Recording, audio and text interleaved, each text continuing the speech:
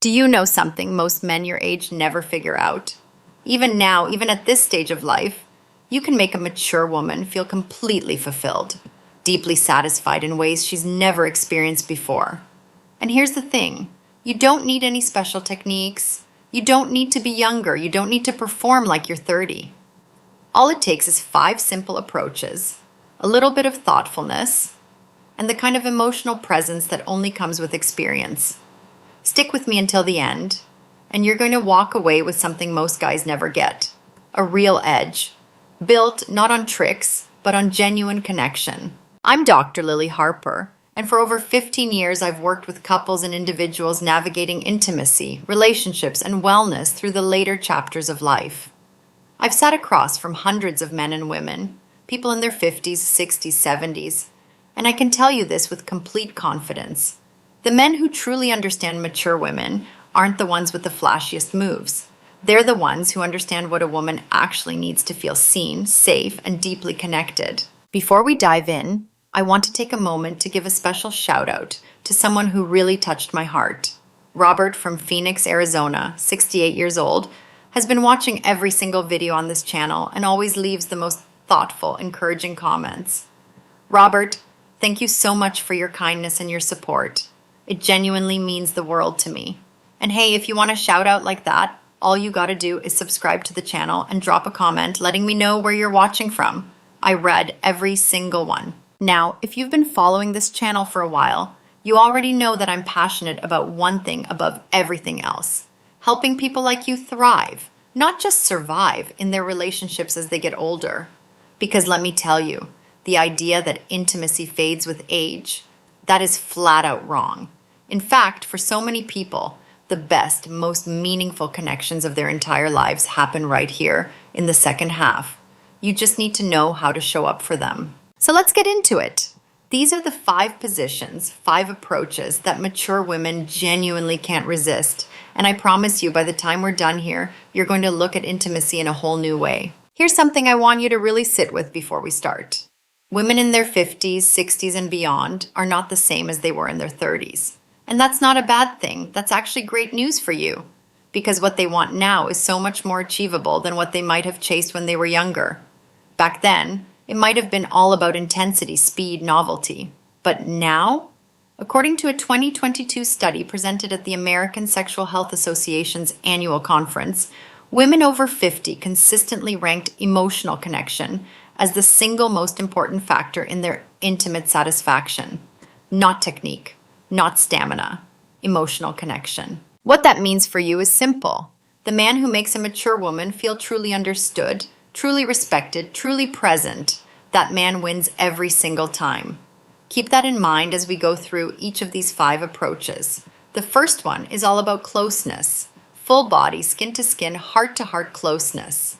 I call it the wraparound, and it's probably the most powerful thing you can do for a mature woman's sense of safety and comfort. Here's how it works. You pull her in close, not quickly, not urgently, but slowly, deliberately, like you've got nowhere else in the world to be. You let your bodies press together.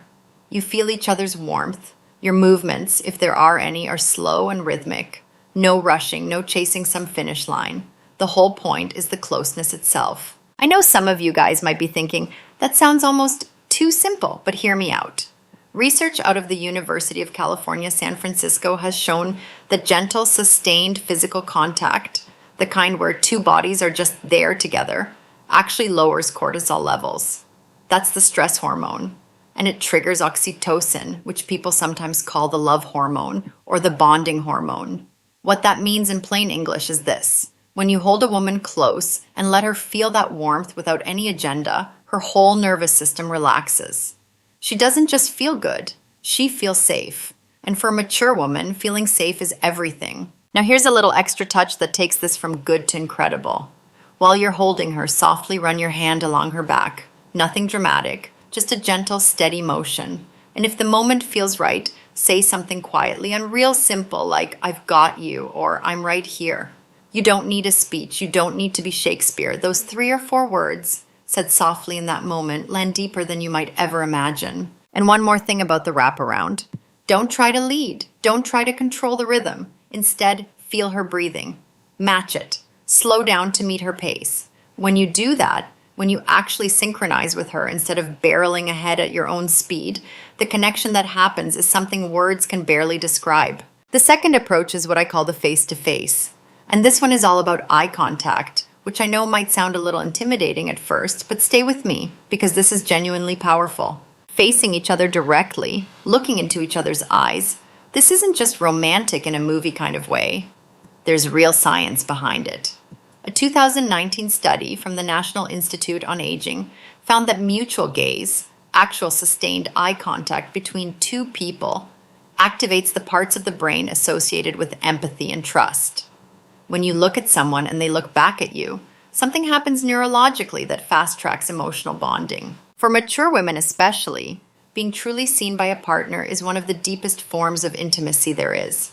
Not just physically seen, emotionally seen. And eye contact is the most direct path to that feeling. Now I get it. Some people feel awkward with long stretches of direct eye contact. That's totally normal. You don't need to stare her down like you're in a standoff. Start gentle, hold her hand, sit close, and let your eyes meet naturally. If she glances away, that's fine. Let her.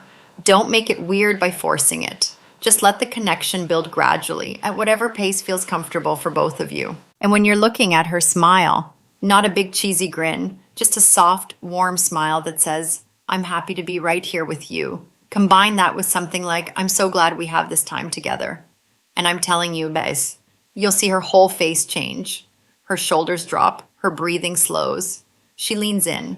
That's the face-to-face working exactly the way it's supposed to. The third approach might be the one that surprises you the most, because it's about stepping back and letting her lead. I call it her time, her pace. And for a lot of guys, this one takes a little getting used to, but the payoff is enormous. Here's the deal. When a mature woman is given the freedom to move at her own pace, to decide what feels right, to be in control of her own experience, her satisfaction goes through the roof. I mean that literally. A 2020 study published in the Journal of Sexual Medicine found that women who reported having control over the pace and direction of intimate activity showed more than 30% higher satisfaction scores than those who didn't. 30%. That's not a small difference. And think about it from her perspective. All her life, she's probably been navigating other people's expectations in the bedroom, in relationships, in life in general.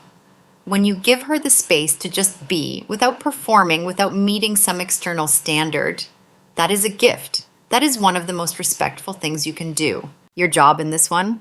Support. That's it. Place your hands gently on her hips or her backs, and not to direct her, just to let her know you're there. Feel her movement and respond to it. Not with commands or adjustments, but with presence. A soft sound of appreciation. A warm look, a quiet smile. You're not passive, you're present. There's a real difference. I'll be honest. The first time you try this, it might feel a little vulnerable. You might feel like you're giving something up, but I want to reframe that for you. Choosing to let her lead isn't weakness, it's trust. And trust, at this stage of life, is the most attractive thing you can offer another person. When she experiences that, when she realizes you trust her enough to hand her the reins, the bond between you doesn't just deepen, it transforms. The fourth approach is what I call the long and slow, and it's built around one simple philosophy. Time is not your enemy. Time is your greatest asset. I cannot tell you how many men I've worked with over the years who felt like they needed to rush, like speed was somehow a measure of quality or performance, and I want you to hear me clearly on this. For mature women, that could not be further from the truth. Slow is good. Slow is great.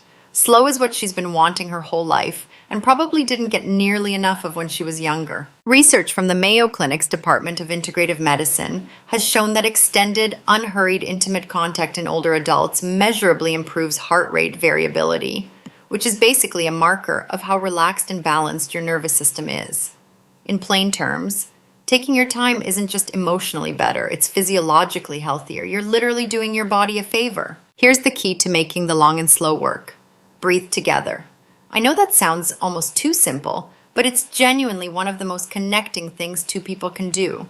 Pay attention to her breath. Slow your own breath down to match hers. Let your bodies find the same rhythm. When that happens, when two people are breathing in sync and there's no urgency, no clock, no destination to rush toward, The intimacy that emerges from that is unlike anything else. And here's something extra that takes this approach to another level. Partway through, just stop moving for a moment, look at her, smile softly, maybe brush her hair back or trace her cheek with your hand. That pause, that intentional pause in the middle of everything, communicates something that no words can. It says, I'm not here just for the destination. I'm here for you. And that message, landing in that moment, is one of the most powerful things a woman can experience. The fifth and final approach is one that most men completely miss. And it's honestly where so many relationships quietly fall apart. It's called the wind down. And it's all about what happens after. Here's what typically goes down.